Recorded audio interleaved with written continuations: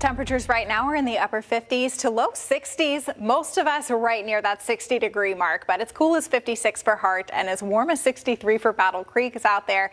Most of us, though, not quite that warm. And actually, Three Rivers now up to 64 degrees. We're getting a little bit of a wind from the southeast here, which is pulling in some slightly warmer air. But wind right now, for the most part, is fairly calm and quiet. It's 5 to 10 miles an hour. But these higher wind values towards the Indiana state line are kind of an indicator of what's to come, which is increasing wind, especially as we get later on into the night, and especially for tomorrow too. We could have wind gusts that could be upwards of 25 to 35 miles an hour, maybe even getting close to 40 miles an hour at times. All of this coming with our next low pressure system and cold front, which is also going to increase our chances for rain. A few areas of very light scattered showers have developed over the last hour, but this is actually kind of more of an overestimation than what's actually happening. There's not a whole lot of rain that's making it to the surface, but going into the later parts of the overnight hours and tomorrow, as this low pressure system lifts to the north, pulls in more of that rich Gulf moisture. That's going to give us the chance for some heavy downpours.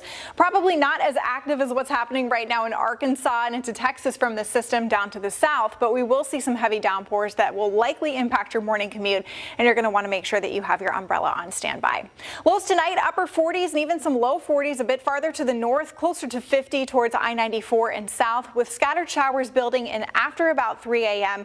Those will continue through the morning commute tomorrow and start to become a little less numerous afternoon, but a wave of thunderstorms is also possible in the evening ahead of the front. Most of us are going to make it into the 60s for tomorrow. Some of us, though, could make it into the 70s, especially farther south where that warm front will come through during the afternoon. The heaviest rain will start to lift in from Indiana right around 3:30 or 4 a.m., continuing its trek to the north by around 5:30 or so. Really heavy downpours right around 5:30 or 6 a.m.